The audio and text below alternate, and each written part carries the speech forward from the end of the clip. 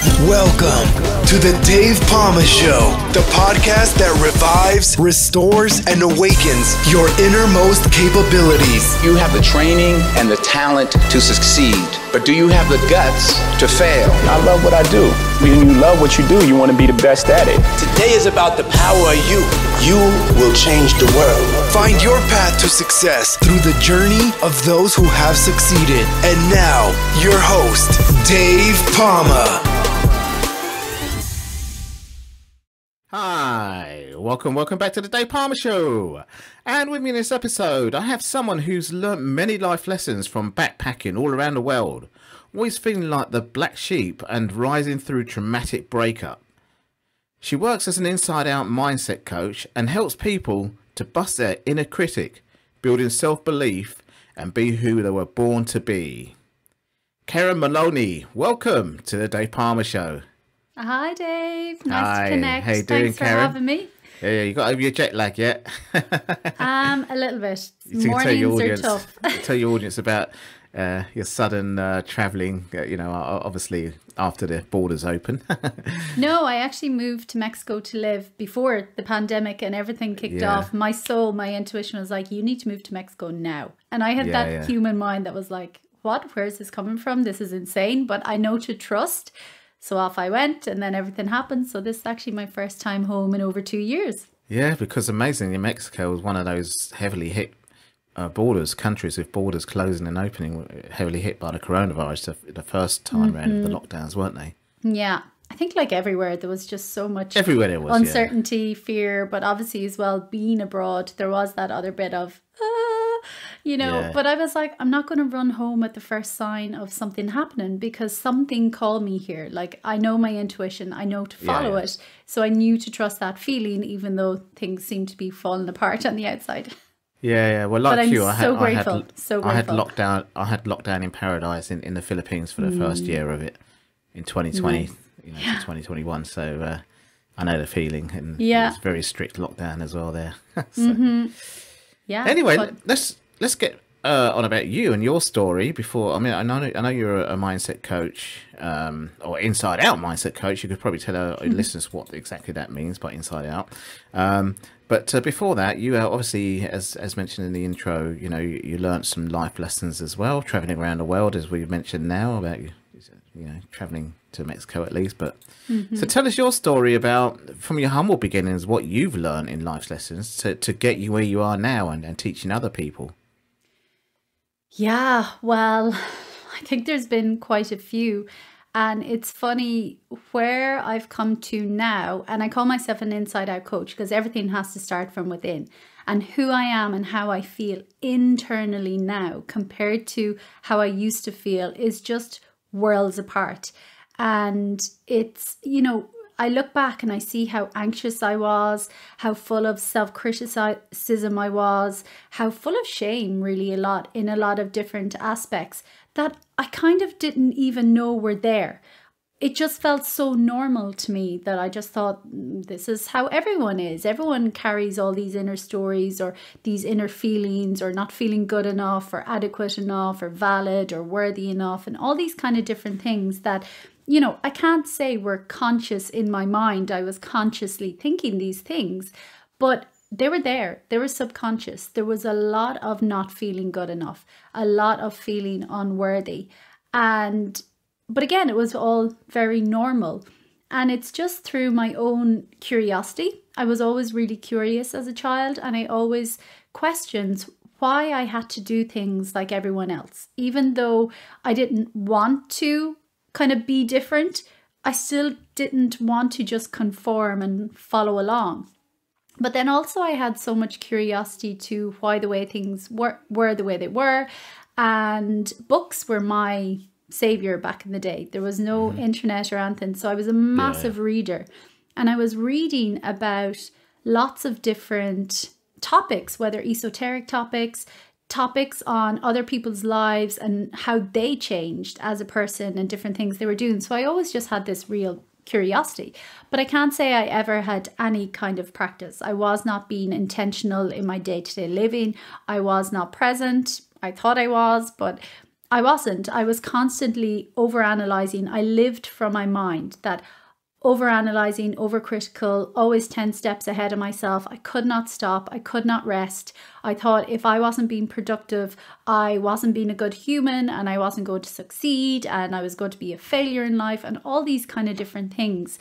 And it really was, well, yes, I backpacked for years from university and started, and I fell into it. It wasn't planned, but it was epic. And I learned so much about kind of humanity and the shared humanity, and how everyone, no matter where you are or your background or status or what you have, your wealth, anything like that, there was still this thread of humanity that I really, really saw when I was traveling. And it just, yeah, it sparked something in me as well. And so again, it just left me really hungry and curious to learn more about who we are and why we do the things we do and how we operate and all these kind of different questions. But it wasn't until I experienced some of my own life-changing events, and one of them being a traumatic breakup, that my ex just sent me an email and disappeared, and I never heard from him again. And I lost everything I owned because we were living abroad. And that's really when I started walking my talk. And everything. So how long ago was this? Sorry about this. That was in 2016.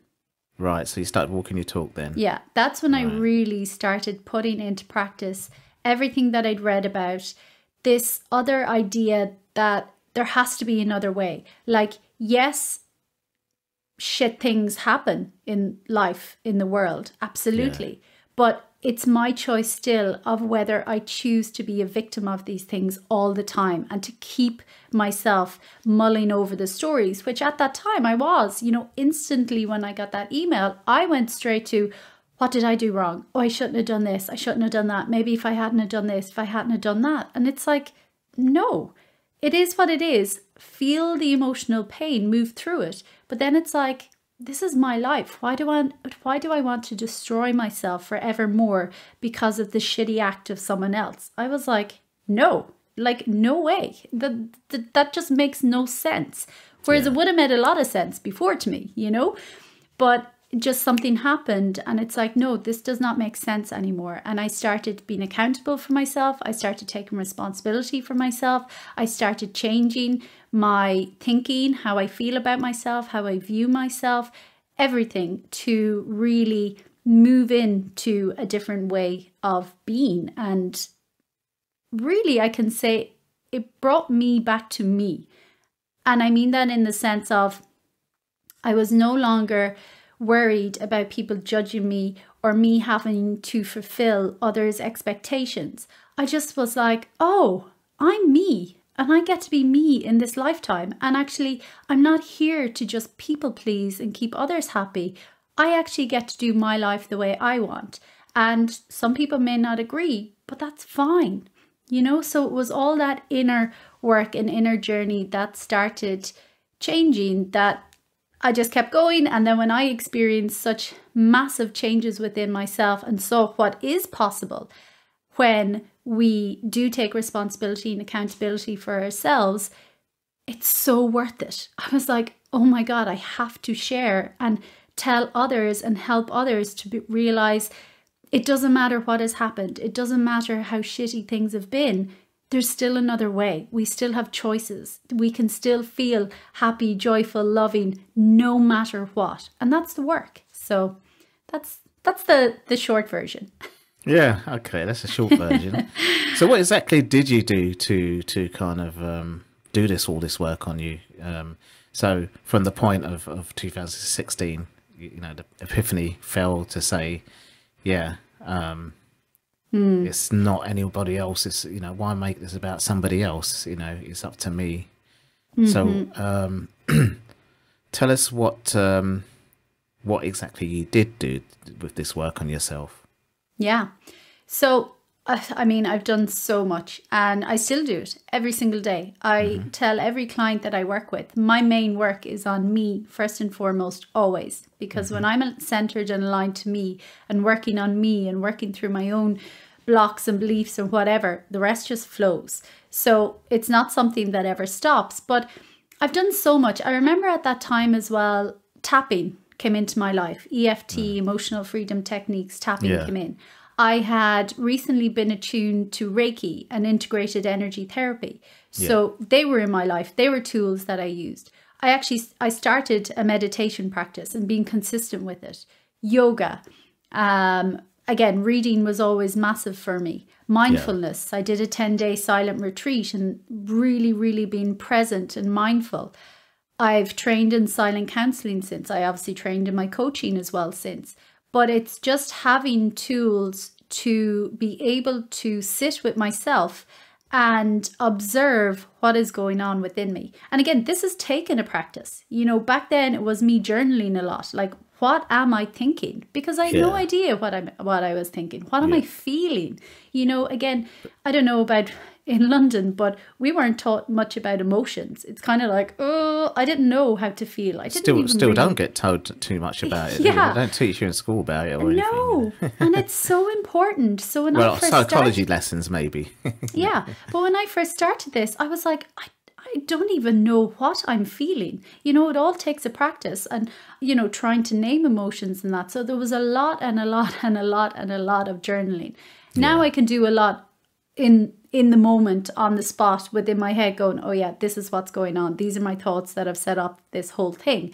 But I still journal a lot. I still meditate. I still do yoga. I still do tapping. I still do all these things, and I'm constantly exploring new ways. But really, it's what I've learned is it comes to slowing down in the first place, learning to take our nervous system off high alert, because most of us live on edge and we don't even know it. We're wired all the time. So would you say mindfulness helps a lot with that?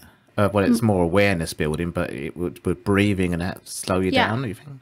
Anything that brings you to that slow pace. So whether it's just doing a breathwork session and really focusing on your breath, being in nature is such a powerful kind of tranquilizer as well. For me, it was yoga as well. And I absolutely hated it for so long. It was so, my mind was like, this is so boring. Oh my God, I could be doing 1,000,001 other things, blah, blah, blah, blah. But this is the thing. I just had to keep sitting my ass down and doing it, because then eventually your brain gets the message, okay, we're doing this. And it does eventually begin to slow down.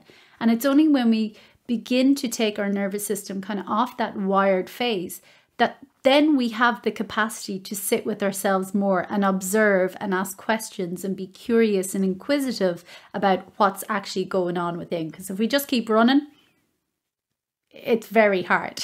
But as I've discovered as well, we can't outrun ourselves forever. So, you know, we might as well start to take the responsibility and the accountability now before some major crisis shows up. Yeah, well, yoga's become very popular now, isn't it? Really is, as I say, a lot of people, you know, it's got a few things that people used to, you know, even meditation and things like that is now starting to creep in as something that people will sort of say, especially in the business world now, especially, but everywhere. I mean, I used it in sports and then more meditation, you know, because that was kind of sports psychology. It was kind of what athletes were doing anyway, you know, before their races, whether they liked it or not. Yeah, not even a lot of athletes in that would use visualization, which again is really, really powerful. And again, that's working with our subconscious mind. And this is the power that we have. We are the conscious creators of our life. But again, we're not taught this. So that inner visualization, seeing what you want to see, imagining that scene playing out 1,000,000 times over, and you do that till it feels like it is done, it is solid. And Neville Goddard is one of my favorite teachers as well. And he calls it living in the end is the technique.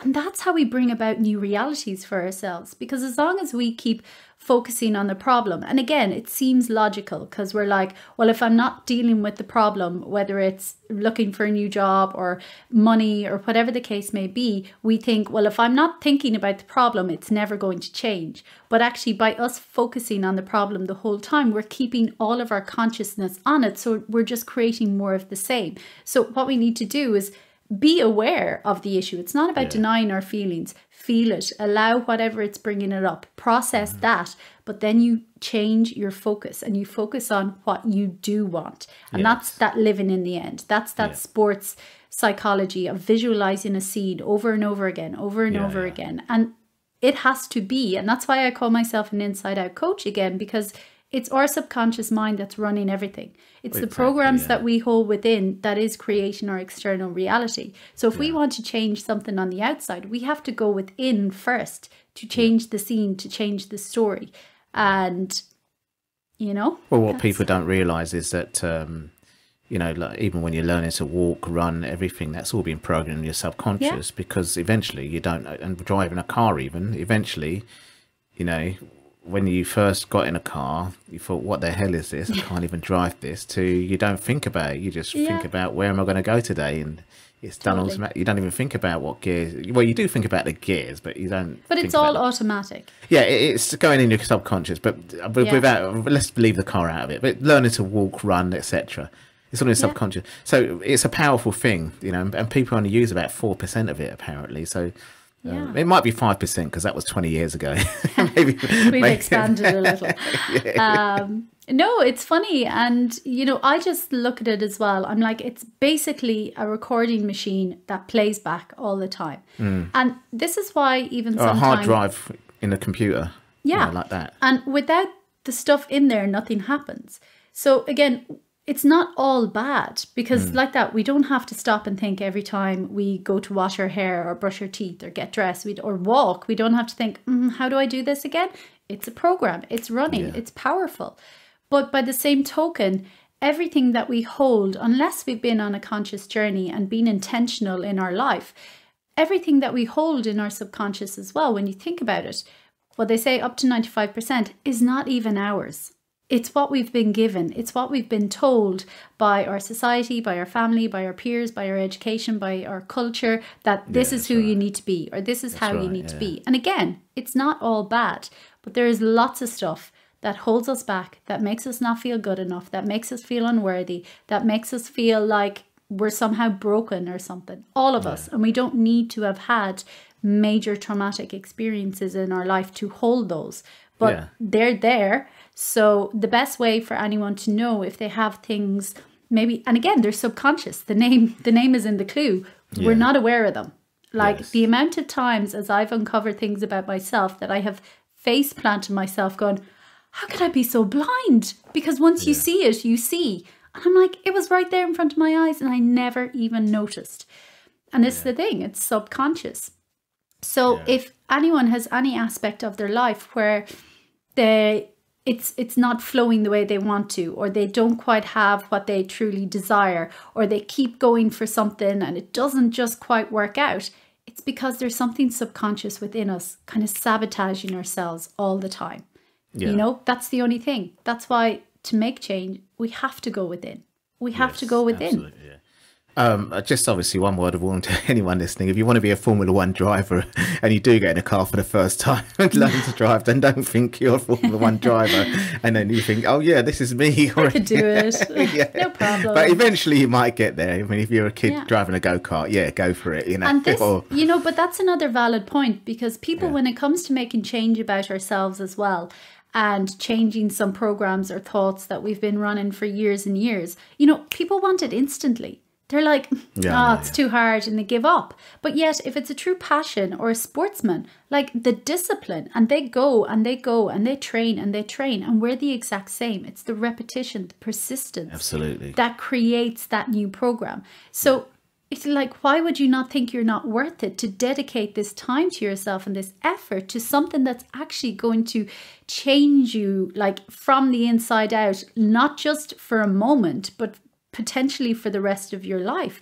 It is so worth it. So it's like, don't give up. You are worth it. We are worth it. We're, you know, we deserve to feel good no matter what is happening. But again, it's us having that interest and joy and desire for ourselves as well, to want to put in the discipline and the work. It's not that it's hard, but it doesn't just happen overnight. It requires our input and our effort, but it's so worth it, and it pays dividends over and over again.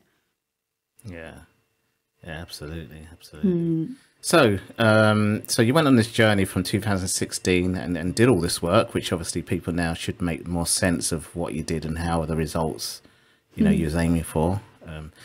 And eventually you now want to pay back. I mean, when did you start evolving to say, yeah, I want to actually now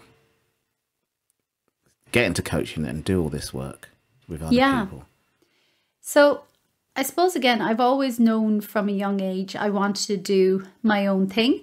And when I was in secondary school, I think I was about 15, someone came into our school and was showing us kinesiology, which is like an energy therapy, muscle testing in the body, checking different organs and where there might be energy blocks. Because again, we're all energy. And I remember in there, she was like doing different tests and things like that. And my mind was just blown. I was like, wow, this is the most fascinating thing ever. And I knew I would do something with kind of energy work down the line. And that's my Reiki and integrated energy therapy and silent counseling that I do. And that's what I started out with first, the Reiki. And I loved it. But then the mind, I've always, again, been really curious, and I'm a real science geek as well, even though I'm into all the esoteric and the spirituality, absolutely, but I love the science as well. And it was after I went to a Tony Robbins event in London, I think the year after, in 2017, and just absolutely loved it. And again, which one was it, by the way? Unleash the Power Within. Oh yeah, that's one of his, it's the most popular one, I think. Yeah. And his again, signature, signature event. And again, it made so much sense to me because this was all the stuff I had been reading anyway for a long time. This had always been the stuff that I was interested in. But like that, honestly, looking back, I can see it was like my little hobby, my little secret. I didn't really talk to anyone about it because I didn't know. I knew I really enjoyed it and there was something there, but I didn't know it was like kind of a thing. So after that, I just knew, and I'd quit my job again in 2017 and went traveling to South America, which was not planned at all. But I knew coming back from that trip, I was like, okay, I cannot go back to 9 to 5. I used to work in event management and I loved it. Yeah. But then I just knew, I was like, no, this is never going to give me the lifestyle that I want to live. I was like, I have traveled the world. I know it lights me up. And here I am doing this job. And yeah, I have money, but I was like, I have no time. And time is my most precious commodity. And I was like, I don't want to have to ask for days off anymore, fight for a pay rise, any of these kind of things. I was like, I am done. I'm taking it into my own hands and I'm off. So I'd started in the energy, but then I started working with the coach as well. Yeah. And when I started working with the coach, I was like, oh, this is what I want to do. So then I trained and started coaching as well. Mm-hmm. Yeah, that's what tends to happen. I've been around, obviously sports was my thing because I was an athlete. Mm-hmm. I ran in the Commonwealth Games actually, so which you've probably heard of. You know, that again, that was kind of a self-belief thing at first as a kid. I didn't, you know, if I looked at my 7 years old self, I wouldn't think of as a firefighter or, you know, but I did all those things, you know. But anyway, getting back to what I was trying to say, I've been around coaches, you know, since I took up sports at the age of 10. Mm-hmm. But of course, in those days, it was, you know, late 70s. There wasn't any other form of coaching. I think maybe business coaching was just starting to evolve then, you know. Yeah. But now they realise the word coaching and coach shouldn't just be stuck with sports, although it's the same thing. It's a psychology of getting someone from where they want to be to where they want to get to, isn't it? Yeah. Exactly what we're talking about. Yeah. Using other various tools as well. So where I use sports massage, you know, you could also use Reiki or other methods as well. Yoga, as I said, is being used in sports a lot now, even rugby and things like that, you know. Yeah. Whereas before it was, I don't want to do that, you know. But I know. I think it's great though as well. I think we've realized as a humanity, as a society, actually the systems that are in place and for the world we live in now, it's not enough. Like literally, we need life skills. We need emotional resilience skills. We need emotional intelligence skills. Like these are the things people need more than ever nowadays. And, you know, it's true. And I love coaching as well because it's just like, for me, it's like, I feel like I'm just helping people that I'm a few steps ahead of because there's so much going on inside of us that we're not aware of. Life is so much more chaotic. We're on all the time and we're not meant to be on. And it's funny, living in Mexico as well, it always mesmerizes me and kind of amazes me because those people work really hard as well. I mean, most people, they're working 12, 14-hour days. But it's funny, a lot of them have businesses in their house as well. Like their front room is a shop or something like that. Yeah, it's a similar in Philippines. Yeah, and it reminds me of my grandparents. Like they had, one of them had a butcher shop and the other had a post office and a farm, and they worked hard as well. Yeah. But when there wasn't someone in the shop, you'd sit out the back and you'd have a rest and you're talking to people. Yeah, you're not on 24/7. And, you know, I can see in Mexico as well, like people work hard for sure, but they have so much more joy in them. They're so present. They'll still give you their time because they have those pauses. It's not like on 24/7, like we have to go to the office and I have to be productive for 8 hours every single day, or I'm going to lose my job, or I'm not going to hit these KPIs. Yeah, like that's right. we're not robots. Yeah, we're not exactly. robots. And believe me, I tried to be a robot. Yeah. I was a really good robot for a while. Yeah, But the it caught up with pandemic, me. well, obviously you was in Mexico, I was in, Philippines for half that time. But obviously that tested that out, didn't it? Because a lot of people had to be at home anyway, and some had to work from home, Yeah, So but that then was a lot quite of people, it was even worse for them because they Well, had that's to what be I mean. even more productive. They couldn't that's even right, they go had to the cafeteria for like 10 minutes and chat to your neighbor. They were like being monitored more, and they're trying to mind their kids. And I'm like, That's right, exactly. come Yeah, on, there's a lot people, going you on. know, life is so much more than, we didn't just come here to earn a load of money, buy a load of stuff and die. Like, I'm sorry, that's not the sum total of it. And it's not about we have to live in poverty or scrimp or save either. Like, we can be abundant. We can enjoy it all. But again, it comes down to us. And you mentioned a word as well, self-belief. Yeah. You know, if we don't believe something is possible for us, it's not going to be possible. Whereas if we train ourselves to believe, no, I can do this and this is happening and I don't care what, it's happening, it will come to be. Because again, that's quantum physics. So I just love that aspect as well of coaching. You know, for me, I'm like you say, it's getting someone from where they are now to where they want to be. Or for me, it's again, even just their internal, how they feel about themselves and how they think about themselves. But it's for me as well, I'm like, I'm not here to make you dependent on me.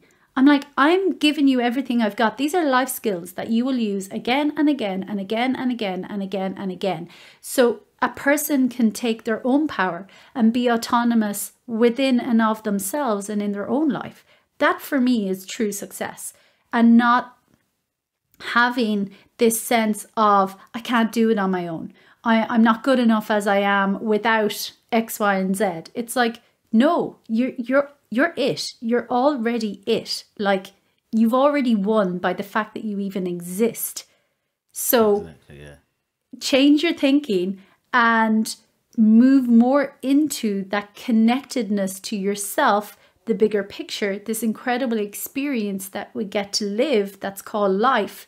And, you know, do you want to wait until your deathbed to realize, oh, fuck, I didn't do half the things I wanted to do? Or, God, why did I spend so much time at the office? You know, again, I just saw a clip yesterday again of the 5 greatest regrets of the people who are dying. Yeah. It was written by a nurse who worked in a nursing home with old people. And obviously it was like, I wish I'd never worked so hard. I wish I'd spent more time with loved ones. But the first regret of the dying was, I wish I had lived a life more authentic to myself. Yeah. Right. And I think that's a huge one. And for me, as a person who I can look back and I kind of did that, I was always pulled in a different direction to others.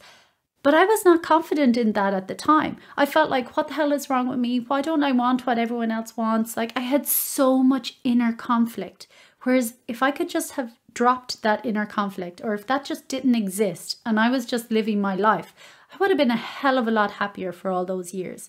But, you know, it is what it is. It's not about crying over the past. It's like, okay, well, now I can learn. I've got a new opportunity. I can take all these experiences, I can take how I used to be and I can change it and I can create something new for myself going forward. And this is actually moment to moment, because every moment is brand new, brand new, brand new, brand new, brand new, brand new. I can make a brand new moment in any given moment. Yeah. And again, that's the power we have. Yeah, absolutely. That all makes sense. And so you're in coach, and now you're coaching yourself. So could you tell the audience what coaching packages you offer and where to find them? Yeah. So my website is karenmaloney.com, just my name.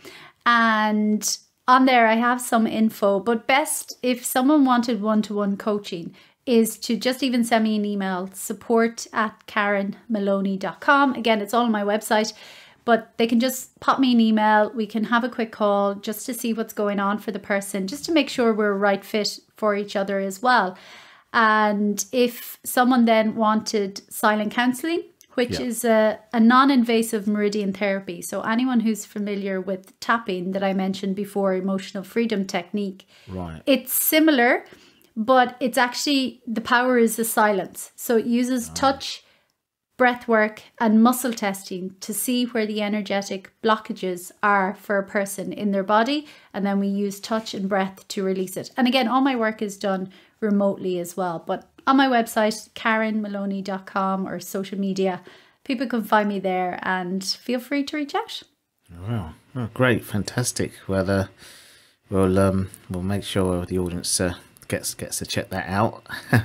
And well, Karen, it's really great. I really had a great conversation with you about this, and obviously I resonated a lot with what you're talking about. Obviously my journey has been different to yours, but you know, everything you've done is similar to what I've done. You know, I started in the sporting field, as I said, doing similar things. So, you know, I self-taught myself and learned stuff like the meditation and stuff like that, visualization.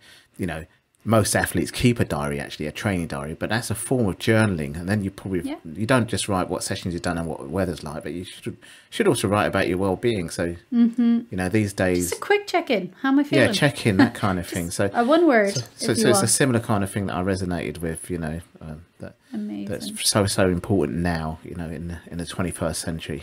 Now. Yeah, we do live in a different world, and you know, like you said as well, Dave. You're like, a lot of it makes sense. And this is the thing, it does. And we all know this information, you know, 9 out of 10 people already know. But it's when we start taking action and building consistency and having a daily practice of some shape or another, when we start experiencing the benefits for ourselves, that's what propels us to keep going. So again, I was that person, I'd read all the books. Intellectually, I got it all. But it was not making a difference in my life because I wasn't putting it into practice. So for anyone, I would say just start putting it into practice, because it makes such a difference. And I would not trade all the money, anything in the world to go back to the old version of myself. No way. Excellent. Karen. Well, Karen, thanks a lot for sharing all this with my audience today. Thanks so much, Dave. It was a pleasure. That's all for this episode. Thanks for listening. And remember, if you want to support what we do, then share, subscribe, and leave a review over on Apple Podcasts. Or head over to my website, davepalmer.com, and click on Rate Show. Well, that's all for now, but I'll see you in the next episode of The Dave Palmer Show. Follow us on Facebook, Twitter, and Instagram.